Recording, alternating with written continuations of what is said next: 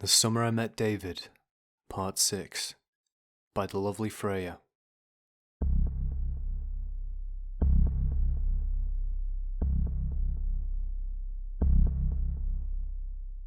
I didn't remember seeing my mother go downstairs, but I realized now that she must have. I didn't know where Johnny had gone, but he wasn't in his bed. I was at the top of the stairs, sobbing uncontrollably as I listened to my family scream at Jim, pleading with him to put his youngest brother down. Joey wailed, sobbing desperately. He screamed for my mother, and Jim screamed back at him to shut up, which only made Joey's wailing worse.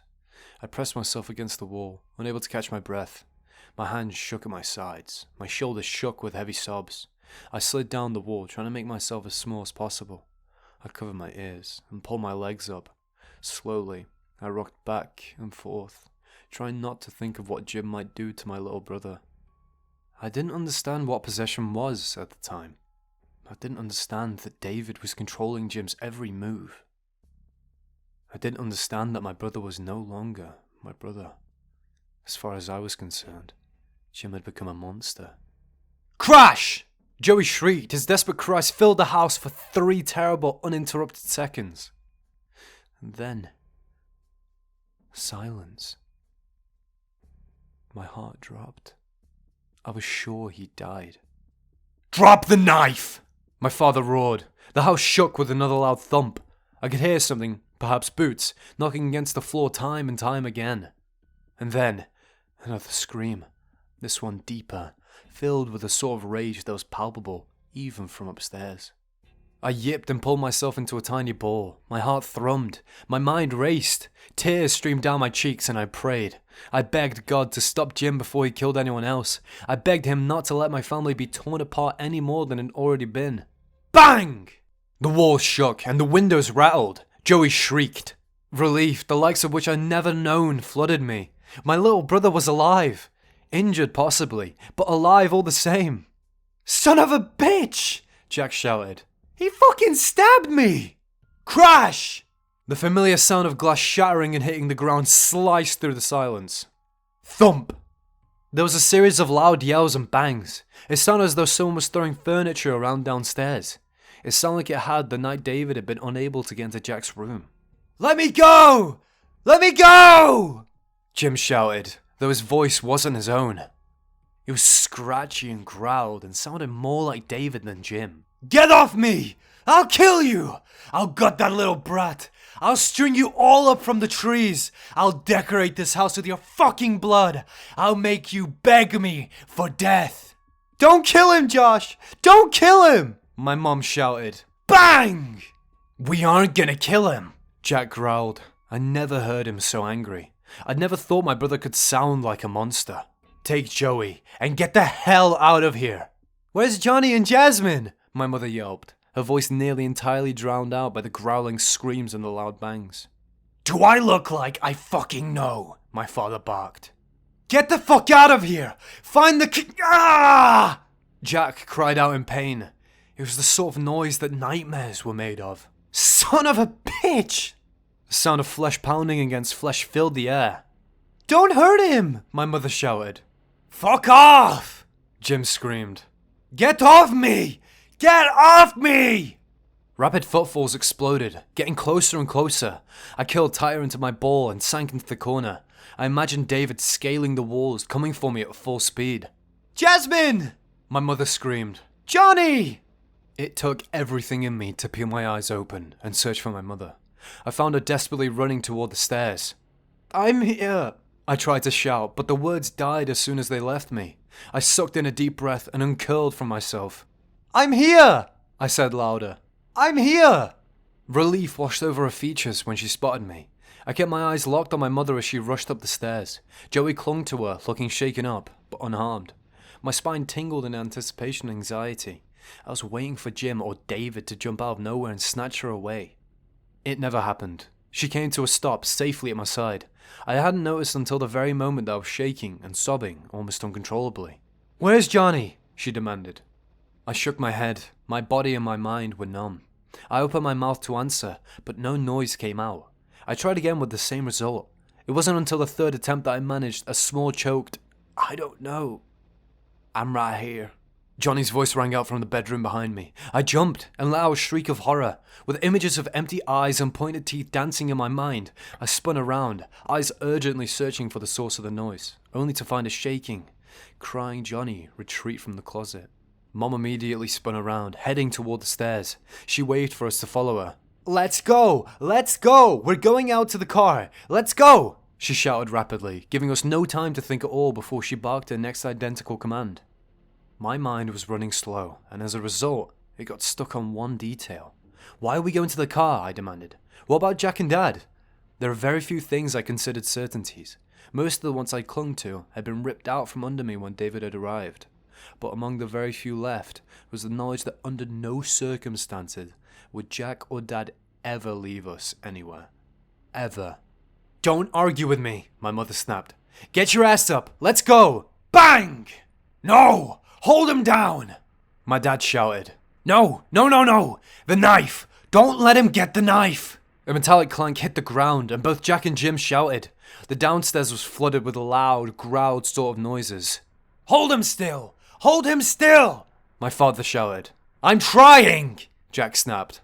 I stayed in my place, shaking, tears streaming down my face. My mother stomped toward me, her eyes filled with sudden fiery ire. She grabbed my arm and wrenched me upright. I cried out. Hot pain bloomed along my shoulder. Shut up! My mother screamed, her face just inches from my own. Shut the hell up and get downstairs! I didn't argue. The sound of feet stomping against the floor and the banging clatter of a chair falling to the ground sliced through the air. Jim wailed, his voice deep and angry. I walked slowly, following my mother, but dreading going anywhere near my brother. I didn't want to see him. I didn't want to see what had happened to him.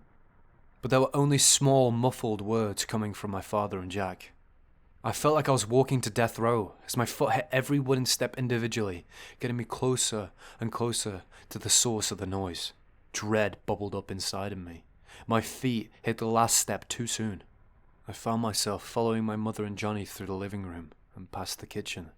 I managed to keep my eyes away from the kitchen entirely for nearly 5 whole seconds before curiosity got the better of me. Johnny and Dad looked exhausted. Their clothing was ripped in places and stretched, giving an all-over sort of disheveled look. Their hair stuck out in every direction. Jack was bent over, huffing, trying to catch his breath. Sweat and blood gleamed along his brow. Crimson oozed through the fingers of the hand that clamped down upon his left arm, just below the shoulder.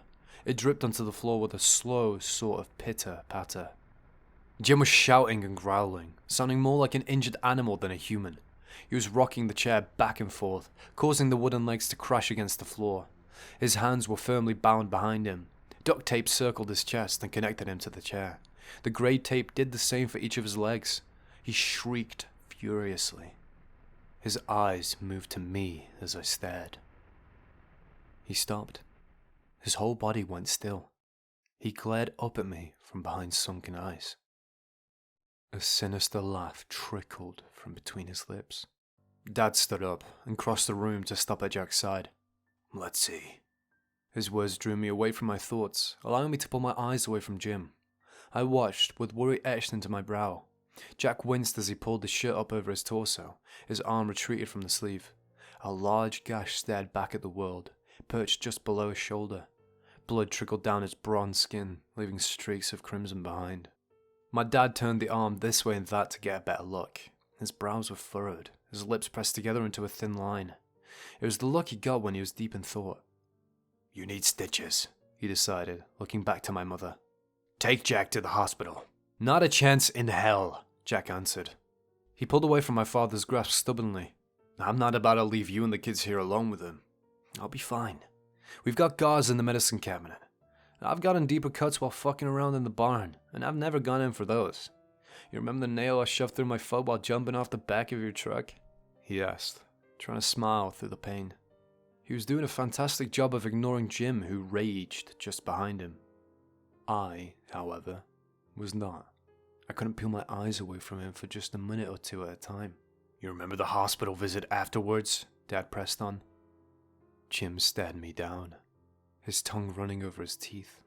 In a sing-song sort of voice, he began to chant something I couldn't understand. The lights flickered. "You gonna call Father Brown?" Jack asked. Dad gave him a nod. "Then I'll go in after he gets here. You're gonna need help if he gets loose," Jack said, motioning to Jim. Jack's eyes softened the moment they hit Jim.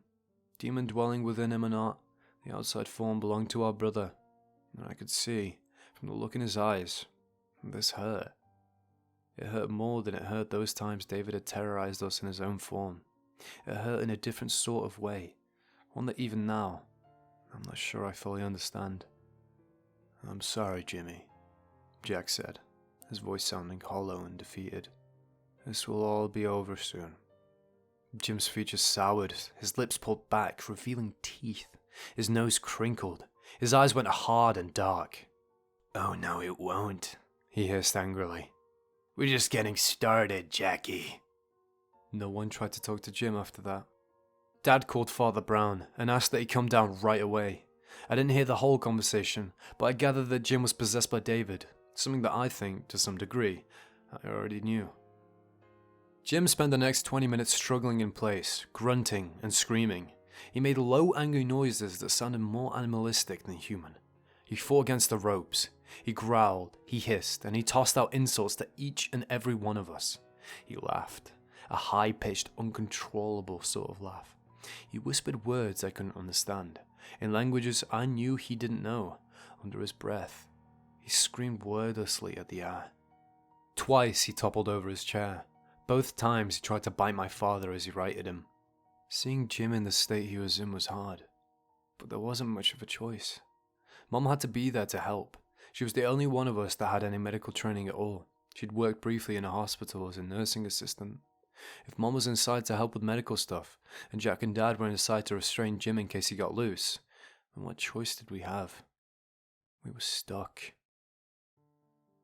So we stayed in the kitchen. We cried. We watched the older brother as he struggled with the demon that wreaked havoc on his body. My mother tried time and time again to place cold washcloths on his forehead or on his neck. Each time he would buck, would turn suddenly, and try to bite at her fingers. Slowly, the family began to break down. My father was angry. I could see it all over his face. I watched him seethe, likely pissed that there was nothing he could do to end his son's suffering. I watched my mother cry and plead with it to release her baby. I watched as the demon laughed at her pain. At some point, while I sat against the wall, Joey in my lap, trying to ignore the screams and sobs, Johnny had gotten up to stare out the window. His shoulders slumped, his body stood with a sort of tilt to it. His head hung. He looked entirely broken. I couldn't help but feel bad for him. As much of an ass as he'd been earlier to me. I knew on some level I deserved it. I'd brought this hell to us. I deserved his anger, and he deserved an outlet to release it. Perhaps I didn't rationalize it like that at the time, but I remember feeling at peace with the idea that Johnny would likely never forgive me. I was okay with that, because I'd never forgive myself. I stood up, picking Joey up, and wandered over to the window as well, needing a change, wanting not to have to focus on Jim anymore. We watched the familiar silver car slow at the front of our driveway. "Dad, Father Brown is here," Johnny called, his voice obtuned. The Sable pulled into the driveway and parked directly beside my father's station wagon. The father and two men I didn't recognize stepped out, stretching and pulling bags out the trunk. Not more than 10 feet away from me, Jim began to laugh. A deep, angry, sour sort of noise that caused my stomach to flip and turn. His eyes widened and his mouth opened. He shouted something to the heavens that I didn't understand. His body began to sway as he repeated the words over and over again. There was a loud click that drew my attention back outside. The barn door opened. Boars and sows rushed out. "Dad, the pigs are out!" I shrieked. The boars were dangerous, I knew that much. Dad had a very strict rule about us not going anywhere near their pen. He always warned us that if they tasted blood, they'd frenzy and maul anything in their way. I watched terror wash over the faces of the men in our driveway. They were too far away to be able to run to the home quickly enough to avoid being mauled. They began to scramble for the still open doors of the cars, seeking safety within its confines. The doors slammed. My heart sank as I watched them pull desperately at them. Father Brown fumbled with his keys, looking back at the pigs who rushed them with fear dancing in his eyes. Heavy footsteps tore past me. I looked up. At some point, Dad had gone to get his gun. He threw the door open. It slammed against the side of the house with a sharp bang. "Get inside!" he shouted. He raised his gun. Bang! Bang!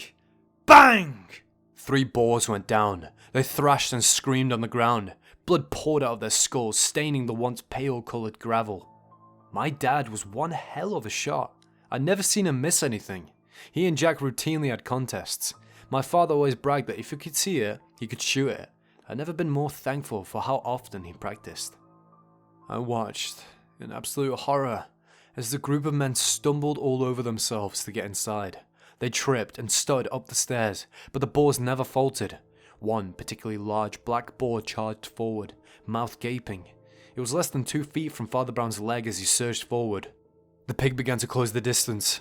Father Brown changed courses, opening my father up for the shot. Bang! The pig went down. It shrieked in pain, but died quickly. The men climbed up the steps, bursting through the door and spilling into the living room. My father slammed the door. The sound of hooves on the wooden porch echoed through the home. Father Brown panted, anger washing over his features. "We nearly died. Why were the pigs out?" Jim screamed and rocked back and forth in the chair. "Get out!" he ordered angrily. His voice was deep, but sounded split, as though there were 2 voices talking in unison, harmonized completely.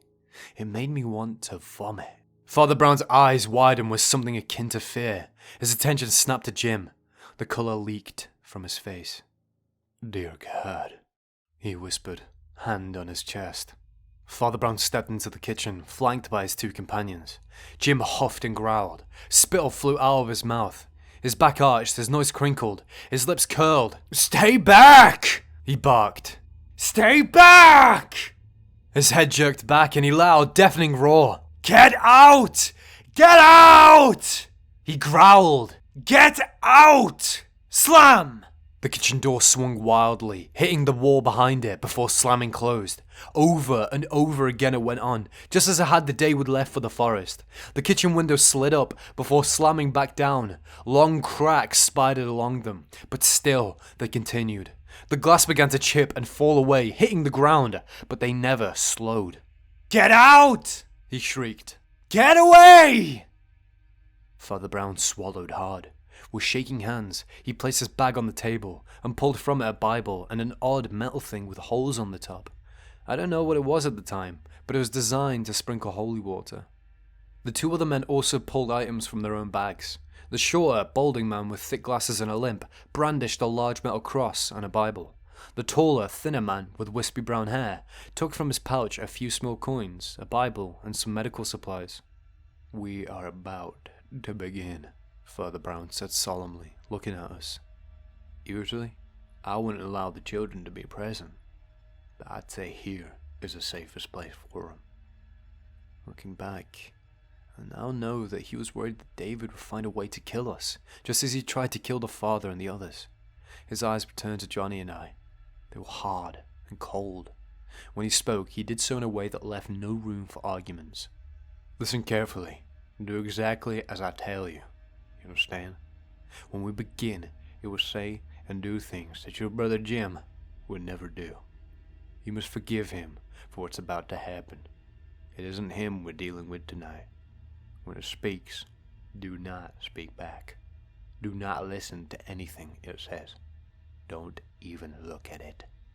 The father's words shook me to my very core. I gave him nothing more than a weak nod on my head. Hopefully, this will all be over soon. Jim laughed, a low, growling sort of noise. It oozed from his lips and tumbled through the air, broken and jagged. The sickly noise slithered up my spine and made my heart thrum out of control. Suddenly, the air around us felt heavy and too warm. Jim's neck craned around to stare out the window. He hissed a few broken words that made no sense to me. "Shit," Johnny breathed as he nudged my side. I spun around and followed my shaking brother's line of sight. There, surrounded by puddles of their own blood, the pigs that my father had shot down began to stir. It was small at first, just a kick of the leg or a twitch of the head. but soon they began to struggle to their feet. They stumbled back and forth, their hooves clip-clopping on the blood-stained gravel. I looked on in horror, watching bits of blood, skull, and things far too dark and thick to be blood fall from their heads. To this day, I'm convinced David raised 4 pigs from the dead. My lungs emptied. I vomited as I watched their once lifeless bodies roam the outside. Tears streamed down my face. I would have nightmares about that for years to come. Father Brown turned to me as I whimpered, following my line of sight. "Come away from there," he called. I looked back to see his eyes filled with fear and the colour gone from his cheeks. He looked as though he'd aged 20 years.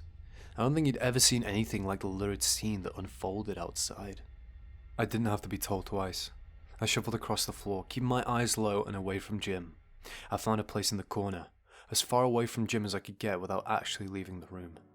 With Joey on my lap, I sat down, my arms wrapped tightly around him. I hadn't noticed Johnny leave the window, but soon enough, he sat beside me, tears streaming down his cheeks. The 3 of us huddled together and sobbed. Father Brown began to speak. "In the name and authority of the Lord Jesus Christ, we renounce all the power of darkness which may exist in this area or in the life of Jeremy Isaac for any reason. We bind all evil spirits assigned to Jeremy Isaac and forbid you to operate in any way, in the name of Jesus Christ." Jim began to laugh. His head shook back and forth. Slowly at first, and then more rapidly. His movements became jerky and unpredictable. Saliva and foam began to spill from his parted lips. He rocked his chair back and forth. A loud buzz hummed. And slowly, bees, flies, wasps, and a dozen other insects began to pour into the room. Try as my mother might, she couldn't find where they were coming from. It was as though he was materializing them. His choked laughter never ceased.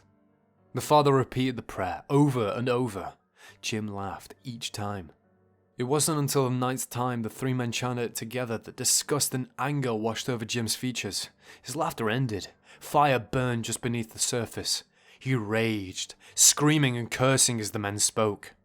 There was a terrible squealing noise from outside. The pigs began to drop back to the ground. The bugs too fell to the ground. Father Brown shook the metal container, splashing holy water along Jim as he spoke, this time with more conviction. "I command you, O devils, give me your name and the time of your departure."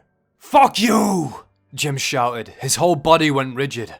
Languages I'd never heard and couldn't identify spilled from his mouth in a voice that didn't belong to him. Father Brown regarded him with cautious eyes.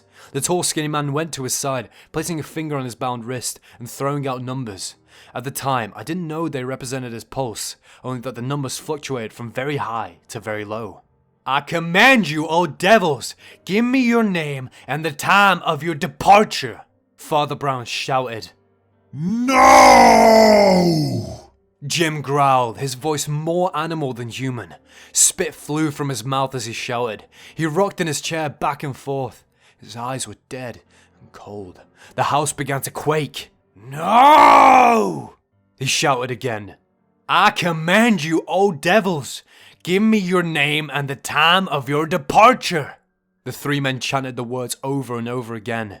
Jim's neck craned back. He tried to buck. He tried anything in his power to get out of the chair, but to no avail.